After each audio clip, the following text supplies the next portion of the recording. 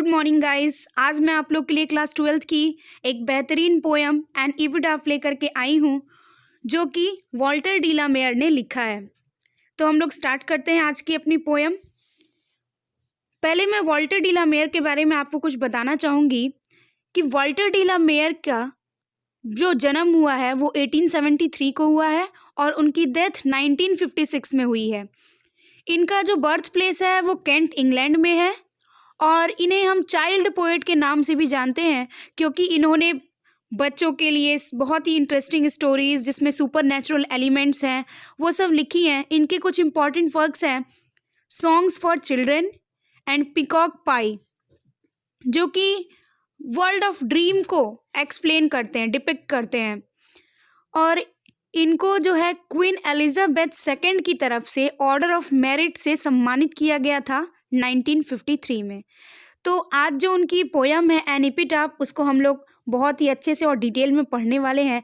सबसे पहले मैं आपको एपिटाफ का मतलब समझाऊंगी।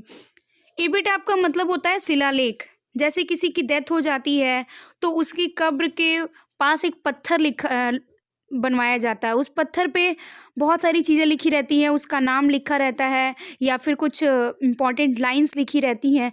वैसे ही ये जो एपिटाफ है ये भी किसी के कब्र के ऊपर लिखी हुई लाइंस है जो कि हम आज उसको एक्सप्लेन करेंगे। तो लाइंस है, here lies a most beautiful lady. कह रहे हैं यहाँ पे उस एपिटाफ पे लिखा हुआ है कि यहाँ पर इस कब्र में एक बहुत ही खूबसूरत लड़की सोई हुई है, लेटी हुई है। Light of step and heart was she. और वो लड़की कभी भी रुकती नहीं है, हमेशा चलती रहती थी। लेकिन अब वो क्या है, तो उस कब्र के अंदर पड़ी हुई है, लेटी हुई है। I think she was the most beautiful lady that ever was in the west country. Poet ने यहाँ पे वेस्ट कंट्रीज़ की बात की है और कहते हैं कि वो इतनी खूबसूरत लड़की है कि उसके जैसी लड़की वेस्टर्न कंट्रीज़ में नहीं है। वो उस वेस्टर्न कंट्री की सबसे खूबसूरत लड़की है। But beauty vanishes, beauty passes. लेकिन यहाँ पे पोएट ने लिखा हुआ है कि ब्यूटी जो है ट्रांजिस्ट्री होता है, हमेशा के लिए नहीं होता है। आज है तो फिर कल चला भी जाएगा। However rare it be, and when I crumble, who will remember?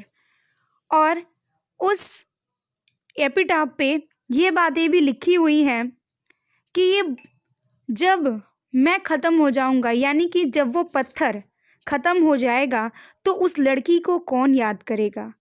क्योंकि अभी तो उस पत्थर पे उसके बारे में लिखा है तो लोग पढ़ कर के उसको समझ जाते हैं, लेकिन जब वह शिलालेख ख़त्म हो जाएगा तब उस लेडी को कौन याद करेगा जो कि वहाँ की वेस्टर्न कंट्रीज़ की सबसे ब्यूटीफुल लेडी थी।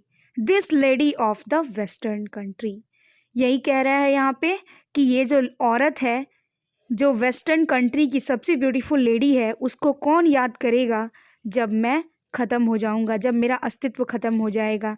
तो बेसिकली इस पोएम में हमें बताने की कोशिश की गई है कि ब्यूटी इज़ ट्रांजिस्ट्री। ब्यूटी जो है वो हमेशा के लिए नहीं होता। कई लोगों को अपनी ब्यूटी पे घमंड हो जाता है, बट ऐसा नहीं करना चाहिए क्योंकि वो तो आज है और फिर कल हमारे पास नहीं रहेगा।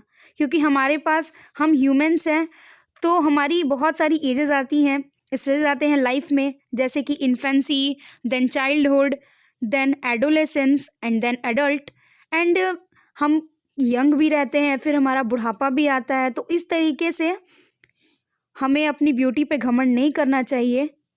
और अगर आपको ये वीडियो पसंद आए तो इसे ज़्यादा लाइक करें, शेयर करें, कमेंट करें और आप मुझे कमेंट करके ये ज़रूर बताएं कि आपको ये मेरी वीडियो कैसी लगी। Thanks for watching guys.